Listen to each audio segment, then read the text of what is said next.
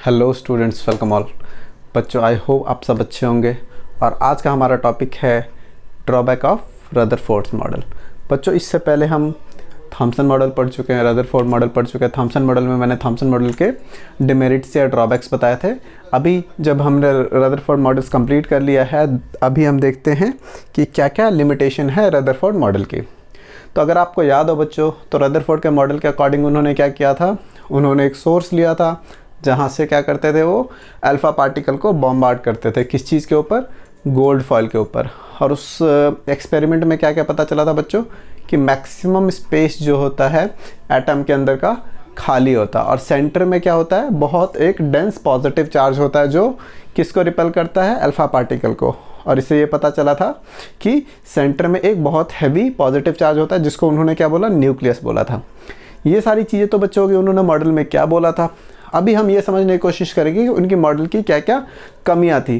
तो बच्चों, जैसा आपको दिख रहा होगा, 2 पॉइंट यहाँ पे मैंने नोट कर रखा है। पेपर पॉइंट ऑफ व्यू से ये इंपॉर्टेंट है, पेपर में भी आपको ये 2 पॉइंट ज़रूर याद रखने हैं। ठीक है, तो चलिए डिस्कस करते हैं रदरफोर्ड मॉडल की क्या क्या कमियाँ थी, क्या क्या ड्रॉबैक्स थे। ध्यान से समझना बच्चों, क्योंकि जो पहला पॉइंट है वो बहुत ज़्यादा इंपॉर्टेंट है।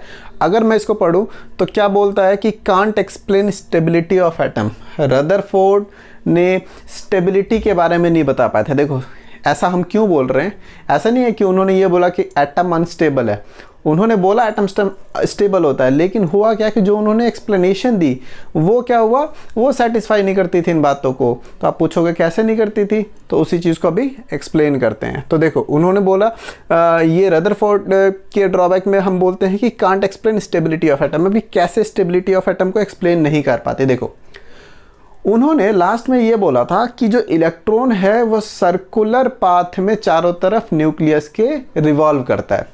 आपको याद होगा, उन्होंने बोला था कि सर्कुलर पाथ में चारों तरफ न्यूक्लियस के रिवॉल्व करता है इलेक्ट्रॉन। ये मैंने गिरता हुआ क्यों दिखाया उसको एक्सप्लेन करता हूँ, लेकिन फिलहाल के लिए मानो कि रदरफोर्ड ने क्या बोला कि न्यूक्लियस है, न्यूक्लियस के चारों तरफ सर्कुलर पाथ में इलेक्ट्रॉन गोल गोल घूमता रहता है। जैसे आपने सोलर सिस्टम का पैटर्न होता है। सोलर सिस्टम और इस वाले सिस्टम में फ़र्क क्या है न्यूक्लियर सिस्टम में, कि एक जगह ग्रेविटेशनल पुल काम करती है, एक जगह न्यूक्लियर पुल काम करती है। वहाँ पे बड़े लेवल का ग्रेविटेशनल फोर्स होता है, यहाँ पे छोटे लेवल का न्यूक्लियर फोर्स होता है। ओके, जो चार्जेस के बीच में लगते हैं, पॉजिटिव और नेगेटिव चार्ज, जहाँ पे इलेक्ट्रॉन हमारा नेगेटिव होता है और न्यूक्लियस पे पॉजिटिव चार्ज होता है।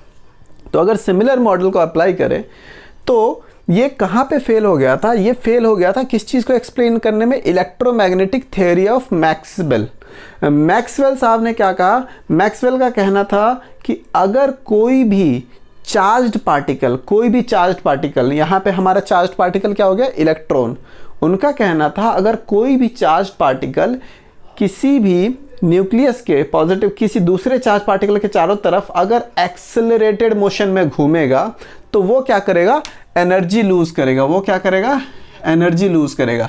ठीक है, वो क्या करेगा, एनर्जी लूज करेगा। अब क्वेश्चन है कि मैंने बोला एक्सेलरेटेड पार्टिकल, आप कहोगे कि सर्कुलर मोशन में इलेक्ट्रॉन यूनिफॉर्म स्पीड के साथ भी तो घूम सकता है। तो हाँ, बिल्कुल घूम सकता है, कोई इशू नहीं है। लेकिन बच्चों, आपने फिजिक्स में पढ़ा होगा कि सर्कुलर मोशन में अगर कोई चीज़ कांस्टेंट स्पीड पे भी रिवॉल्व कर रही है तो उसको एक्सेलरेटेड मोशन बोलते हो, क्योंकि वहाँ पे डायरेक्शन हर पॉइंट पे चेंज होता रहता है। सो इसका मतलब क्या है, एक्सेलरेटेड मोशन है। दैट मीन्स सर्कुलर पाथ में एक charge particle that is electron अगर दूसरे चार्ज पार्टिकल न्यूक्लियस के चारों तरफ घूम रहा है तो that will be accelerated motion.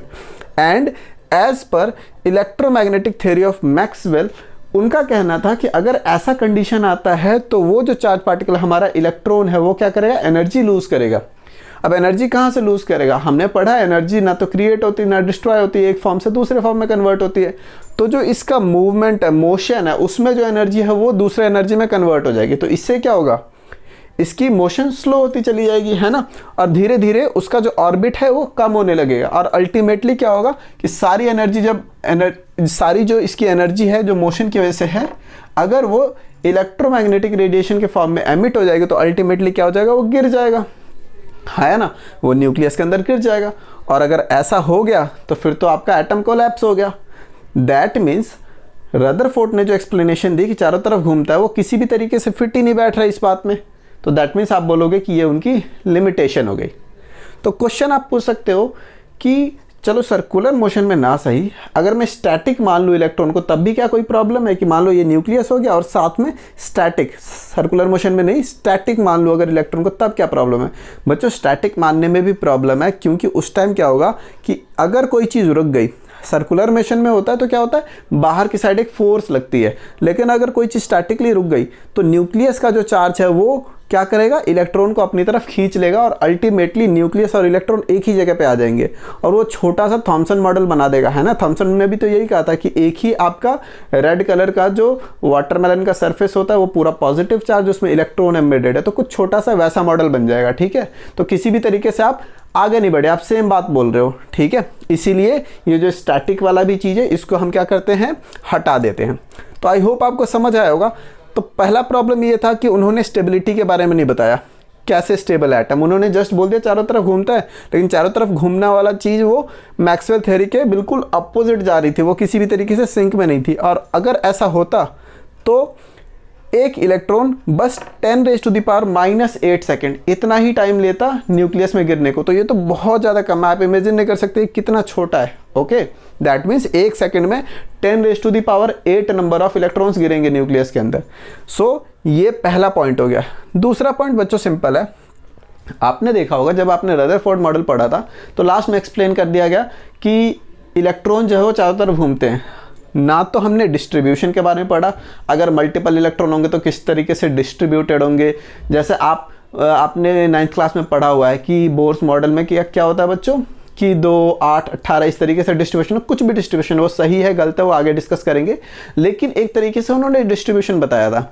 Rutherford model में इस तरीके का कोई भी डिस्ट्रीब्यूशन नहीं था कि किस तरीके से कोई इलेक्ट्रॉन जो होता है वो एटम के चारों तरफ डिस्ट्रीब्यूटेड होता है। तो ना तो उन्होंने डिस्ट्रीब्यूशन के बारे में बताया और ना ही एनर्जी के बारे में बताया। बच्चों अगर आपको याद हो या अभी आप आगे पढ़ोगे तो नील बोर का जब मॉडल आएगा तो उन्होंने कितनी दूर होगा कोई ऑर्बिट न्यूक्लियस से और उसकी कितनी एनर्जी होगी, दोनों चीज़ों की बात करी थी, लेकिन ऐसा कुछ भी एक्सप्लेन नहीं किया था रदरफोर्ड ने। तो आई होप बच्चों आपको समझ आया होगा, बहुत सिंपल है लेकिन इंपॉर्टेंट है, आ जाता है। तो पहला पॉइंट बहुत अच्छी तरीके से समझना, आई होप आपको समझ भी आया होगा जो मैंने एक्सप्लेन किया। और सेकंड पॉइंट इज सिंपल कि उन्होंने ना तो डिस्ट्रीब्यूशन के बारे में बताया और ना ही उसकी एनर्जी के बारे में बताया।